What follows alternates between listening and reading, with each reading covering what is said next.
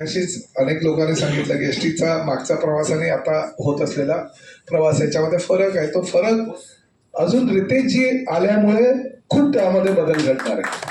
हे मी रितेशजी आणि जेनेली आहे मराठी तरुणांचं आदर्श जोडपं आहे असं म्हणायला हरकत नाही. महाराष्ट्रातील जे युवक आहेत किंवा जे सिनियर सिटीजन सुद्धा आहेत त्यांच्या दृष्टीनं एक म्हणजे प्रत्येकाला असं वाटतं रितेश आपला भाऊ आहे, प्रत्येकाला असं वाटतं जेनेली आपली बहीण आहे, प्रत्येकाला असं वाटतं आपल्या घरातली आपल्या भावाची ती बायको आहे. सिनियर सिटीजन्सचं वाटतं की आपल्या घरातली पोरगी आपली सून आहे, आपला मुलगा आहे आपला. अशा पद्धतीनं त्यांच्याकडे बघितलं जायचं आणि शेवटी देशमुख परिवाराला ह्या राज्यानं फार जवळनं बघितलेलं आहे.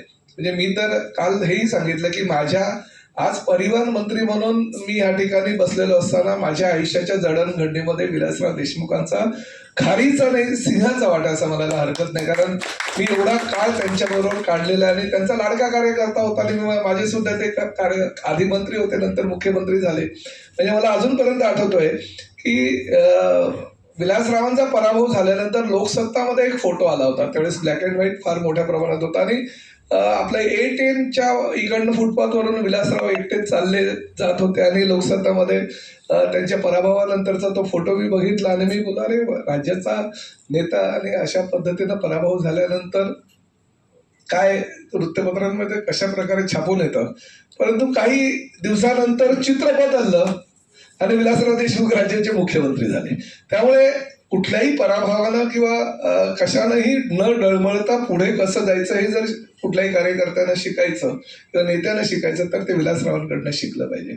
आज मला आता वित्त खात्याचे आपले गुप्ता भेटले, OP गुप्ता, आणि मला अभिमानानं सांगायला लागले की सर तुम्ही ज्या एसटी महामंडळाचे अध्यक्ष आहात त्याचा मी MD होतो आणि माझे मंत्री विलासरावजी होते. म्हणजे परिवहन खात्याचे मंत्री म्हणून विलासरावजी काम करत होते. आणि काल असंच रितेश देशमुखांना आता शेवटी प्रोटोकॉल आहे. मी विचारलं रितेशजी आता एसटी महामंडळाचे तुम्ही ब्रँड अँबॅसेडर होणार, परिवहन सेवेमध्ये ड्रिंक अँड ड्राईव्ह मध्ये आमचे जे काही रोड ऍक्सिडेंट्स वगैरे होतात त्यासाठी आम्ही तुमचा आणि जेनेलियाचा एक ब्रँड अँबॅसेडर म्हणून जेव्हा आम्ही तुम्हाला पुढे करणार आहोत तर तुमचं मानधन काय असेल. तर त्यांनी मला स्पष्टपणे सांगितलं की अहो मी काय मानधनासाठी वगैरे हे करायचं नाही, एसटीवर माझं प्रेम आहे म्हणून मी ते करणार. आणि परंतु शेवटी कसं आहे की कोणी काही बोललं म्हणून काय आपण त्यांच्या भावनेच्या भरामध्ये जाऊन चालणार नाही. आज एसटी महामंडळ जरी घाट्यात असेल तरी परिवहन आमचं जे डिपार्टमेंट आहे त्याच राज्याला 17,000 कोटीचं उत्पन्न देणारी संस्था आहे. त्यामुळे आम्ही कुठल्याही कलाकाराला त्यांच्या मानधनापासून वंचित ठेवणार नाही एवढं मात्र या ठिकाणी नक्की सांगतो. ते आताही मला म्हणाले अहो कसलं काय ऍग्रीमेंट वगैरे नाही. पण शेवटी विलासरावांचं प्रेम आणि ते प्रेम तुमच्या माध्यमातून तुमच्या चेहऱ्यावर आम्हाला दिसतंय. तेच प्रेम ह्या महाराष्ट्राला अपेक्षित आहे आणि त्याच प्रेमाच्या माध्यमातून आम्ही पुढे जातोय. एसटी महामंडळानं अनेक काही निर्णय घेतलेले आहेत. तुम्हाला मी सांगतो की 2035 पर्यंत आपण पूर्ण इलेक्ट्रिक बसेसमध्ये ह्या सगळ्या बसेसचं रूपांतर करणार आहोत. आणि ती एक स्कीम मी केलेली आहे.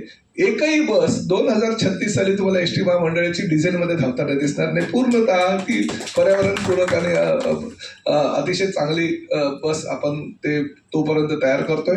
आता 2 रुपयाचा अधिवाराबद्दल सुद्धा अनेक चर्चा आहे. परंतु दर 4 तासांनी एसटी डेपो हा स्वच्छ होणार. दर 4 तासांनी प्रत्येक जे आमचे बसेस आहेत ते डेपोमधून बाहेर पडत असताना स्वच्छ केल्या जातील. यांत्रिक सफाई झाडूच्या माध्यमातून ते स्वच्छ बाहेरून आतून केले जातील. कोणी टर्फलं टाकले, कागद टाकले किंवा काय प्लास्टिक टाकलं. प्रत्येक बसमध्ये ही डस्टबिन ठेवली जाईल आणि ती डस्टबिन सुद्धा रोजच्या रोज ती स्वच्छ केली जाईल. जे आपले सार्वजनिक शौचालय ज्या ठिकाणी 5 रुपये 10 रुपये सुद्धा घेतात, अनेक तक्रारी येतात तरी अस्वच्छ असतात, ते 1 जून पासून महाराष्ट्रातील सगळे शौचालय जे आहेत ते पूर्णतः मोफत करण्याचा निर्णय एसटी महामंडळानं घेतलेला आहे. सार्वजनिक शौचालय एसटी महामंडळाचे जे ड्रायव्हर क्लिनर आहेत त्यांच्या स्वच्छतेची म्हणजे रूमची स्वच्छता त्यांना गरम पाणी ती सुद्धा जबाबदारी आपण त्या ठेकेदाराला दिलेली ऑलरेडी वर्क ऑर्डर दिलेली आहे.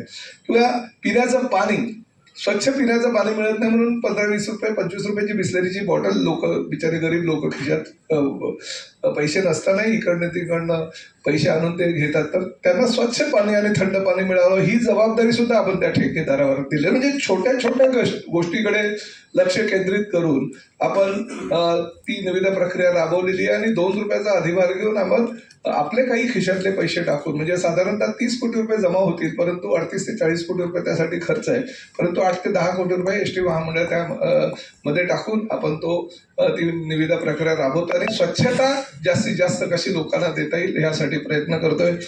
मी आपल्या वतीनं परत एकदा